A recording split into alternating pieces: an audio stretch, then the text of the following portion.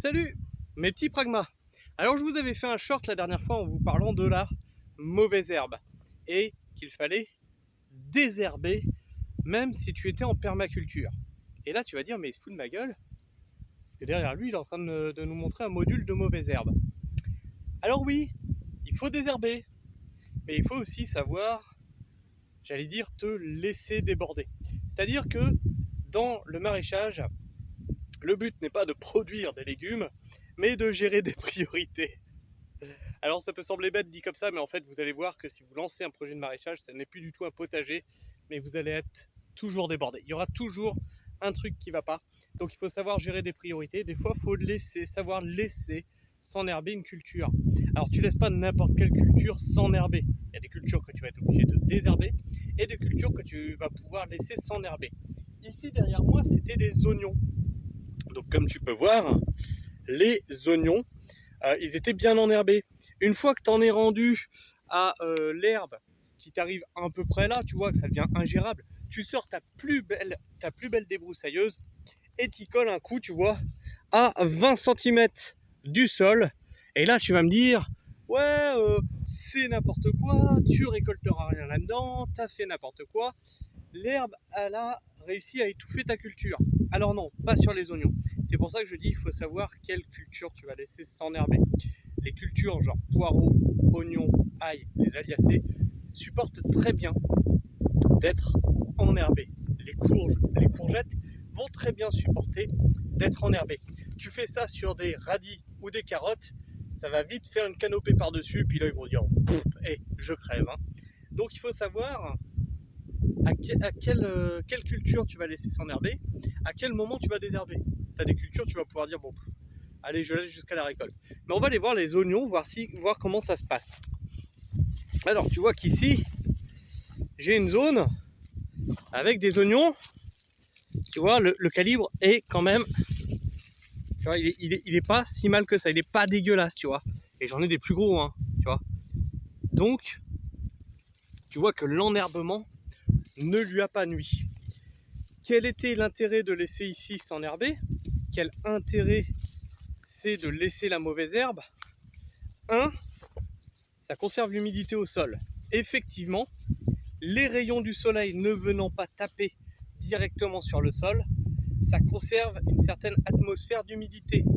Et quand je te dis ça, tu devrais comprendre que tu as une culture que tu ne peux pas laisser s'enherber sous peine d'avoir des gros problèmes de maladies cryptogamiques. Et là, c'est la tomate. Effectivement, si tu gardes une atmosphère très humide, la tomate va choper le mildiou. D'accord? Donc ça, il faut le comprendre, le gérer. Il faut aussi savoir quelle mauvaise herbe tu as, puisque tu vas avoir des mauvaises herbes qui vont être plus emmerdantes que d'autres. Je veux dire, par exemple, tu as de la laitue vireuse qui va faire une racine pivot. Non, c'est pas ça, pardon. C'est la roquette sauvage qui va te faire une racine pivot. Tu vas pas être trop emmerdé avec celle-là parce que elle te fait une racine pivot, tu vois. Par contre, si tu laisses s'installer du chiadan, là, ça va pas être la même rigolade. Prochaine culture à désherber, tu vas comprendre, c'est mes choux. Donc ici, tu vois que j'ai des choux. Alors pourquoi c'est la prochaine culture à désherber? Parce que je t'ai parlé de canopée. Donc tu vois la hauteur de mon chou, tu le vois, il est à cette hauteur-là. Et tu vois que l'herbe, elle commence à arriver à sa hauteur. Donc, je veux pas qu'il se fasse submerger, je l'ai laissé s'enherber. Maintenant, je vais le désherber. Et cette matière organique, je la repose au sol en paillage, tu vois. Donc double effet qui se coule. 1. J'ai laissé les racines. Les racines permettent à l'eau de s'infiltrer. 2. Je fais un paillage. 3. Les bactéries du sol. Et oui, ça on vous en parle très peu en permaculture ou dans le jardinage. Mais quel est l'endroit où se développent le mieux les bactéries nécessaires au sol? C'est autour des racines. C'est pour ça que quand je vous ai montré là-haut mes tomates et mes haricots, j'ai désherbé au moment où j'avais la culture suivante qui était en place. Tu vois, comme là, je désherbe mes choux au moment où ils vont prendre toute la place et donc il y aura des racines pour maintenir le sol, 2 développer des racines. Tu comprends qu'ici, là, tu vois, j'ai un semis de carottes. Un semis de carottes, tu comprends bien que lui, il va lever tout doucement, et si tu le laisses s'enherber, c'est cuit, quelle que soit la mauvaise herbe.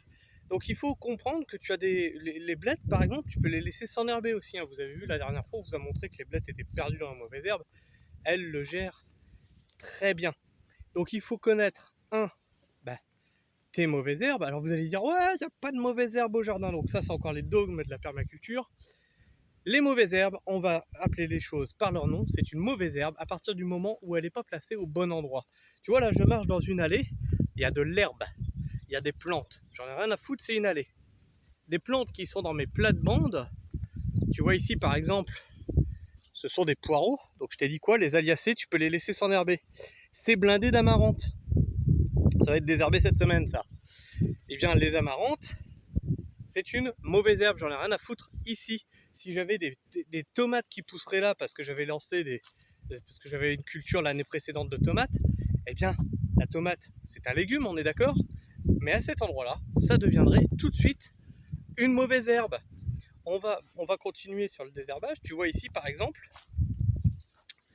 on a désherbé nos betteraves. Alors on les désherbe à quel moment? Eh bien pareil que pour les choux, ça commençait à arriver au niveau des feuilles. On a sorti notre plus beau couteau serpette, notre plus beau couteau émousseur, et on a désherbé toutes ces plates-bandes là. Voilà. Donc nous, on arrive à gérer les cultures avec de la mauvaise herbe. Alors c'est sûr qu'il ne faut pas être, comment j'allais dire, il ne faut pas être tatillon, il ne faut pas être monomaniaque de la mauvaise herbe, hein. Quand tu travailles en permaculture, tu gères beaucoup plus de choses que ça. Comme je te l'ai dit, les bactéries, l'humidité, etc., etc. Tu vas aussi avoir à gérer la concurrence racinaire. C'est pour ça que ce que je te dis, tu ne laisses pas dépasser la canopée, parce que ce qui se passe au-dessus de la plante, ça se passe aussi au niveau du sous-sol. C'est-à-dire que tout ce que tu ne vois pas, ça se passe aussi. Et donc là, plutôt que de te garder le sol humide, ça va te pomper l'eau, et donc ça va être au détriment de ta culture. Et comme je vous l'ai déjà montré, il y a des outils, des petits outils que vous pouvez planter dans le sol pour connaître votre taux d'humidité. Et à un moment, on préfère arroser les légumes que les mauvaises herbes. Oui, je vais continuer à dire mauvaises herbes, parce qu'on a en permaculture ce dogme de il n'y a pas de mauvaises herbes, on dit adventice. Bon, vous pouvez vous pignoler autant que vous voulez sur la sémantique. Au bout d'un moment, il faut appeler un chat et des couilles des couilles. Hein. Donc voilà, j'espère que j'aurai été clair. Ah bah tiens, je vais vous montrer une culture aussi qui résiste bien à la mauvaise herbe. Donc ici, une culture sans arrosage, zéro arrosage cette année. Nous avons un champ de... Oh, mauvaise herbe, vous allez me dire. Eh bien non, c'est un champ de fèves. Et donc ça grandit très vite. Et donc ça va tout le temps surplomber, surpasser les mauvaises herbes. Donc là, il n'y a pas de souci à se faire là-dessus.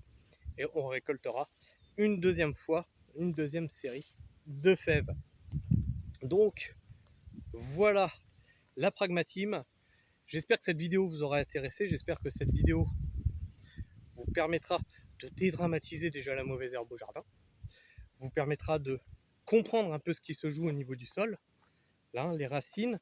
Alors nous, on n'arrache pas forcément les racines. On coupe à la base parce que la racine qui reste dans le sol permet à l'eau de s'infiltrer profondément. D'accord? Donc c'est tout un processus à comprendre au niveau racinaire, au niveau de j'allais dire du chevelu, mais au niveau de la canopée en fait.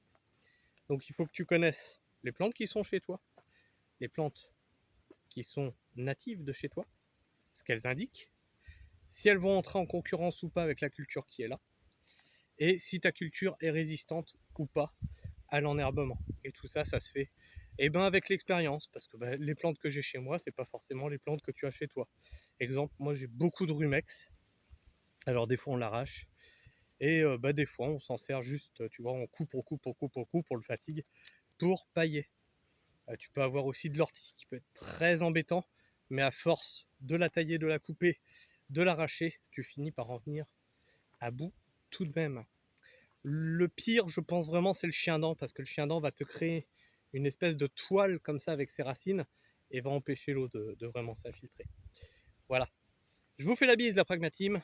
Prenez soin du sol, laissez un peu la mauvaise herbe et restez pragmatique. Ciao.